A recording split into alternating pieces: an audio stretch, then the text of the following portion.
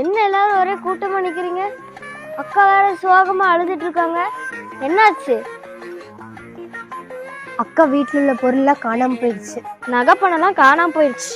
நகை பொருள்லாம் காணாம போயிடுச்சா? எப்போ? நேற்று நைட்டு காணாம போச்சு. நேத்து நைட்டா?